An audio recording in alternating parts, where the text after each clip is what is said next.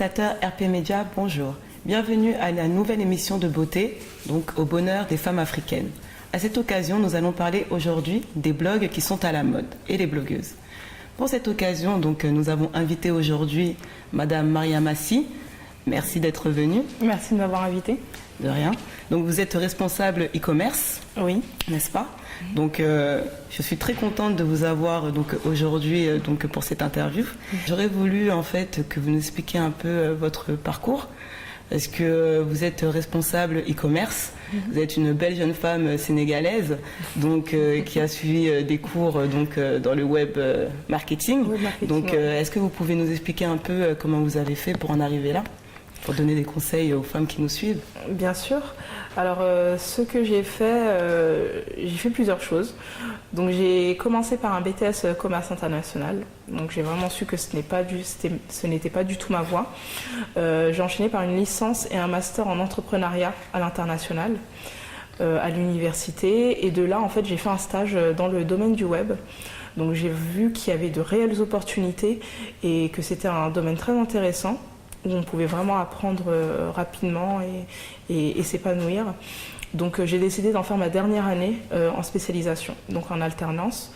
J'ai fait un master 2 en web marketing en alternance dans un espace de beauté multiethnique. Donc c'est un secteur qui m'intéresse fortement étant donné que j'ai toujours été passionnée de produits cosmétiques et de maquillage. Donc pour moi c'était juste idéal. Et là en fait j'ai été embauchée à la fin de ce stage en tant que responsable e-commerce. Donc on va parler donc, des blogs qui sont de plus en plus médiatisés et qui est un véritable phénomène donc, de société.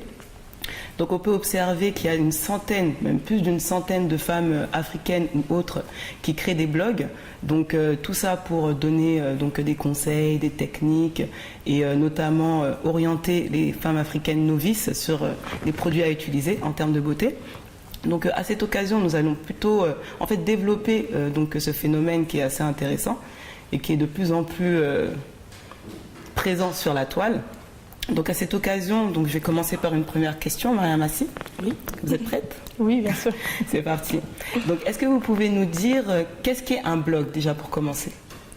Donc je définirais un blog comme une plateforme sur laquelle une personne lambda choisit de partager certaines choses. Donc ça peut aller de la mode, de la beauté, de la cuisine, des bons plans, voilà. Donc ça reste quand même personnel un blog. Et ça permet de partager avec d'autres personnes qui partagent les mêmes loisirs. Très bien. Donc on va développer un peu sur ce phénomène donc, des blogueuses parce qu'elles sont de plus en plus présentes comme j'ai dit au départ. Oui. Et elles sont des centaines et des centaines. Donc pouvez-vous nous dire un peu comment se fait-il que c'est un phénomène qu'on voit de plus en plus souvent sur la toile? Alors il y a plusieurs explications. Une des explications qui me semble logique, et je pense, est qu'à travers un blog, on peut se reconnaître car la personne peut nous ressembler. Donc une blogueuse, ça reste quand même une personne lambda, comme je disais. Donc c'est une personne à laquelle on peut s'identifier, qui partage les mêmes intérêts que nous, qui peut tester. Alors on peut se ressembler sur certains points, que ce soit au niveau de la texture de cheveux, de la nature, du type de peau. Enfin voilà, c'est assez large. Donc on peut vraiment s'identifier à travers la blogueuse. Donc voilà, c'est comme si c'était la bonne copine qui nous parlait. Je pense que c'est pour ça que les personnes arrivent facilement à adhérer ou bien à être membre d'une communauté d'un blog. Et vous pouvez nous dire un peu quels sont les profils généralement des blogueuses? Est-ce qu'elles sont dans le secteur de la beauté généralement? Non, je dirais qu'il n'y a pas de profil type. C'est vrai que la blogueuse, c'est avant tout une passionnée. C'est quelqu'un qui a une envie de partager, de faire découvrir de nouvelles choses, en tant que femme par exemple, de toujours être au top. Donc elle va chercher à donner des conseils. Donc voilà, je pense qu'avant tout c'est quelqu'un qui est passionné. Ensuite, certes, il y a maintenant des journalistes blog, des journalistes beauté, des journalistes voilà, de divers horizons qui vont être blogueuses, mais avant tout, ça reste quelqu'un qui est passionné. Parce que pour faire tenir un blog, il faut vraiment en avoir envie, il faut avoir envie d'écrire. Et voilà, c'est qu'avec la passion qu'on arrive à faire ça, de toute façon. Parfait. Donc pour les novices, pour les femmes qui ont envie de se lancer sur l'aventure d'un blog, pouvez-vous nous expliquer plutôt comment on fait pour créer un blog? Alors pour créer un blog, c'est très facile. Enfin, je vais parler techniquement. Il suffit juste de choisir un nom de domaine, donc un titre de blog, et de choisir une plateforme sur laquelle héberger. Alors il y a deux plateformes qui sont les plus connues, qui vont être Blogger et WordPress, qui vont être les deux principales plateformes. Et puis voilà, c'est tout. C'est en quelques clics qu'on arrive à monter un blog. Après, pour le faire tenir, là, c'est dans le long terme, c'est là que c'est un peu plus compliqué.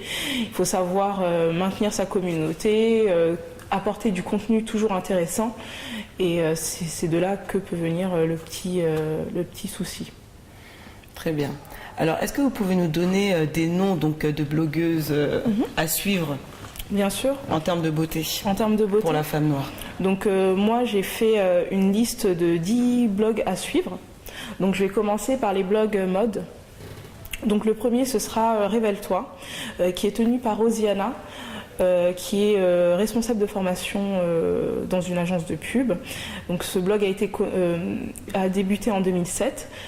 Donc voilà, il va plus être axé mode, look. C'est une personne qui va s'habiller avec autant des pièces de créateurs que des pièces prêtes à porter. Il y aura aussi un segment beauté, donc des looks du jour, que ce soit au niveau du maquillage ou capillaire, et aussi beaucoup de bons plans. Donc là où trouver de bons produits et puis les événements auxquels participer. Donc le deuxième blog va être Bemdi Flora, qui est donc tenu par Mélossi, une jeune femme de 26 ans. Donc le blog a débuté en 2009 et il s'agit d'une passionnée de mode, donc qui va proposer des looks du jour, donc ce fameux outfit of the day, donc où elle va présenter sa tenue du jour, comment harmoniser une tenue. Je trouve que ce blog est assez sympa pour des personnes qui cherchent des inspirations. Et elle a récemment fait son Big Chop. Donc le Big Chop, c'est le retour au naturel. Donc c'est vraiment couper toute sa partie défrisée. Donc voilà, je pense que ça va être aussi axé cheveux naturels et puis des revues beauté.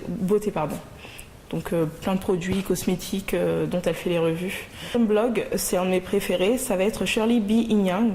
Donc le nom du blog est Shirley's Wardrobe, si je le prononce bien.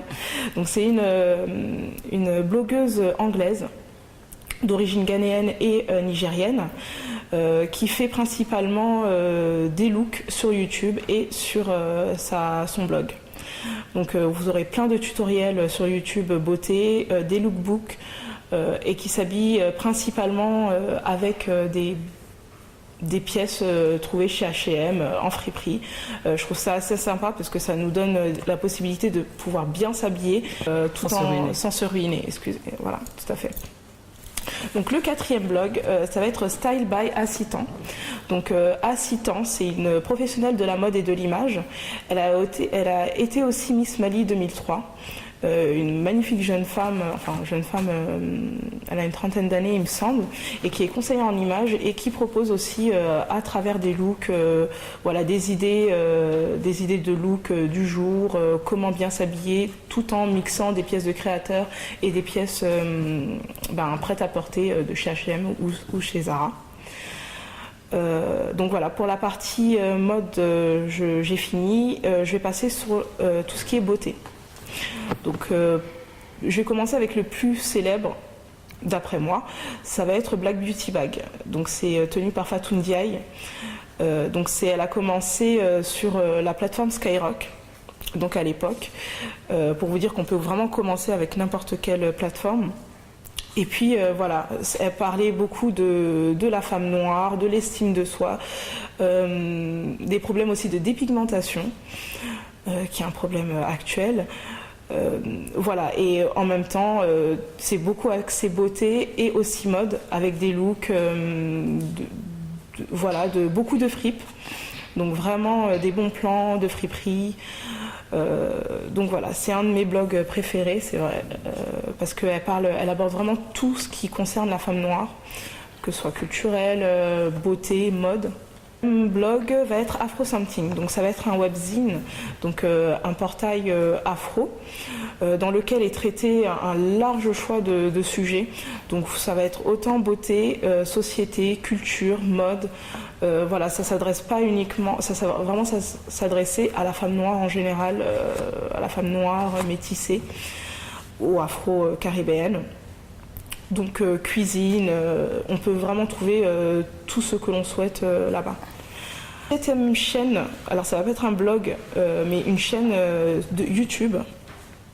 Ça va être la chaîne de Mimou, donc tenue par Myriam, et qui est experte, je dirais, en coiffure protectrice. Voilà, c'est vraiment comment styliser son cheveu au quotidien avec ou sans rajout. Je trouve que c'est assez sympa parce que en tant que naturel ou même défrisé, on a du mal à trouver des coiffures au jour le jour. Voilà, on a tendance à choisir la facilité, à mettre ses cheveux en arrière, alors qu'on peut faire énormément de choses avec le cheveu afro. On s'en rend juste pas compte. Et on a besoin des fois de voir des personnes qui nous proposent en fait, qui ont un peu plus d'imagination, je pense. Et donc on peut reproduire mais vraiment très facilement de beaux looks qui peuvent durer une semaine ou même plus. Donc voilà, il y a aussi un segment maquillage, look de soirée, look de journée et des revues produits, que ce soit capillaires ou cosmétiques. Le 8e blog, ça va être Ivy Mag, donc tenu par Virginie qui est maman de 2 garçons. Donc ça va vraiment être axé mode et beauté. Et il faut noter que Virginie, elle, est rédactrice pour certains grands magazines. Donc je vais citer 2. Donc Elle et Pluriel. Elle a son segment plus pour le cheveu et la peau afro. La peau ethnique, on va dire. Donc voilà, c'est vraiment intéressant. Voilà, ça peut s'adresser aussi à tout le monde. Donc moi dans ma liste, hein, j'ai sélectionné des blogs qui peuvent s'adresser à vraiment toutes les femmes noires. Donc voilà, là ça va être mes 2 petits bonus. Ça va pas forcément être des blogs beauté ou mode. Donc le 9e, ça va être la Manouchka. Je trouve ce portail très intéressant car voilà, elle tient un réseau qui s'appelle Upgrade Me et qui va permettre à la femme d'être une meilleure version d'elle-même par plusieurs étapes. Donc elle fait beaucoup de challenges qui sont très courts, par exemple de 15 jours. Et à chaque jour, il y a une étape essentielle à suivre. Donc voilà, mieux se découvrir. Voilà, vraiment, elle fait vraiment de l'introspection. Et ce portail va être vraiment ciblé à toutes les femmes, mais j'ai vu qu'il y avait beaucoup de femmes afro-caribéennes. Donc voilà, j'apprécie beaucoup et j'invite vraiment les personnes à faire un tour sur ce blog parce que voilà, il est dédié au développement personnel. 10e blog va être celui d'Andrea Beaumont, qui est journaliste entrepreneur et qui est juste une amoureuse de l'Afrique. Donc à travers son blog, elle nous fait part de ses voyages, de ses découvertes culturelles, des livres qu'elle a lus. Donc je pense que c'est très important. La beauté, c'est extérieur, mais je pense que de l'intérieur, il faut savoir apprendre, être curieux et lire des bouquins qui puissent nous faire sentir mieux, nous développer en fait au quotidien. Donc voilà, j'aime beaucoup ce blog-là et c'est une belle découverte, je pense, une belle découverte culturelle, je dirais. Merci pour toutes ces informations, tous ces blogs. Donc je vous invite toutes à aller les visiter. Donc c'est des informations très précieuses. Donc pour celles qui souhaitent suivre les blogueuses pour les femmes afro. Maintenant en fait j'aurais voulu savoir parce que c'est vrai que les blogs, la plupart des blogueuses sont tenues au quotidien. Enfin les blogs sont tenus au quotidien. Donc ça doit être quand même un travail assez lourd. De toujours tenir informés les jeunes femmes des produits, des nouveautés qu'il y a sur le marché. pour être une bonne blogueuse, il faut faire que ça ou on peut avoir un métier à côté? Alors, maintenant, je dirais qu'on peut en faire son métier. Alors il y a des blogueuses que j'ai citées qui en font leur métier, qui se sont même mis en tant qu'auto-entrepreneurs ou bien qui ont fait un statut spécial pour tenir au quotidien leur blog. Donc on peut en vivre, hein? On peut en vivre, oui. On peut en vivre grâce aux publicités, grâce aux articles sponsorisés. Enfin maintenant on peut vivre de son blog. Et puis même il y a d'autres blogueuses, enfin j'avais vu une blogueuse mode qui gagnait près de 10 000 euros par mois grâce à son blog. Donc voilà, vraiment on peut en vivre, mais tout est dans la passion, tout est dans comment on arrive à faire adhérer la personne, tout est dans comment on aborde la marque, comment on parle des produits. Je pense que c'est vraiment un ensemble. On ne peut pas s'improviser blogueuse du jour au lendemain, je pense que ça s'apprend. Je pense qu'on ne crée pas un blog pour dire je vais en vivre. C'est au fur et à mesure du temps qu'on saisit des opportunités, qu'on fait des rencontres. Je pense que c'est comme ça. Après, oui, il y a des blogueuses qui en font leur métier et qui sont beaucoup approchées par les marques. Donc plus elles sont approchées par les marques, plus elles peuvent vendre leur pub le plus cher, oui, et plus elles gagnent. Donc maintenant, c'est vrai qu'on a remarqué en termes de beauté qu'il y a beaucoup de marques maintenant qui vont vers les blogueuses. Elles se font payer, carrément on leur offre des produits pour qu'elles donnent des techniques et qu'elles les présentent. C'est quand même superbe comme métier, ça. Ah oui, c'est vrai que les avantages en nature sont nombreux, surtout lorsqu'on écrit bien, qu'on présente bien le produit et qu'on a un bel univers. Et c'est vrai que c'est pour les blogs, pour les marques, hein, les blogs c'est une réelle opportunité, d'une part pour faire du buzz. La blogueuse, on se sent proche d'elle, du coup quand elle parle d'un produit, on va plus avoir envie de l'acheter parce qu'on pense que son avis est objectif et qu'elle nous ressemble. Donc voilà, c'est comme si c'était la bonne copine qui nous l'avait présenté. Et voilà, c'est pour ça que les marques aussi envoient les produits pour faire des revues. Alors maintenant, je pense que les blogueuses savent que les internautes sont au courant de ce petit filon. Donc elles mettent de plus en plus liens sponsorisés en bas de leurs articles pour faire comprendre que c'est la marque qui leur a envoyé le produit et qu'elles ont été elles ont reçu une compensation. Derrière. Mais derrière, exactement. Donc voilà, je pense que les marques, c'est très facile pour elles.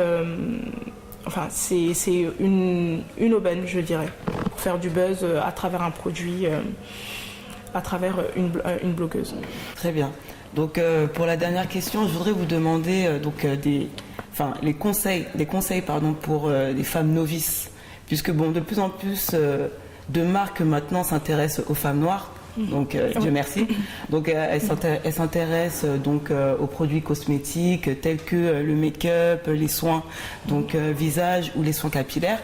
Donc pour ces femmes qui nous suivent, est-ce que vous avez des conseils à leur donner pour avoir les meilleures techniques, comment utiliser les produits, etc. Alors ce que je dirais, c'est que les blogs c'est bien parce que ça permet c'est quand même une source d'information. Après, lorsqu'on a un réel problème, alors par exemple qu'on a un problème de peau très grave, je pense qu'il n'y a pas mieux de se diriger vers les spécialistes. Beaucoup de personnes qui ont par exemple des alopécies, elles vont essayer de chercher sur internet comment traiter ce problème-là. Il y a des professionnels qui peuvent répondre à ces questions et je pense qu'à un moment on doit se dire chacun à son métier. Ces personnes sont des personnes qui ont fait des études et qui sont plus à même de répondre à cette question. Donc pour ces personnes qui sont novices, elles peuvent chercher des informations, que ce soit au niveau du maquillage, mais des fois on a besoin de se déplacer pour voir la personne en face à face, de demander de réels conseils, de demander des conseils à une professionnelle du maquillage, une esthéticienne, un coiffeur ou une coiffeuse. Donc voilà, je pense on peut chercher l'information sur internet, à travers des blogs, à travers autre chose, mais il faut savoir aussi consulter les professionnels. Donc d'accord, très bien. La conclusion, donc les blogs c'est bien, mais il faut se renseigner et se déplacer donc pour avoir les meilleurs conseils, les meilleurs avis. Exactement. Ok, très bien. Bah, dans tous les cas, je vous remercie donc Mariam Assi d'être venue, d'avoir Merci répondu à vous de m'avoir présent. invité. De rien. Et j'espère vous revoir très prochainement. Donc je remercie tous les spectateurs de RP Média pour nous avoir suivis pour cette deuxième édition d'émission Au bonheur des femmes africaines. À très bientôt.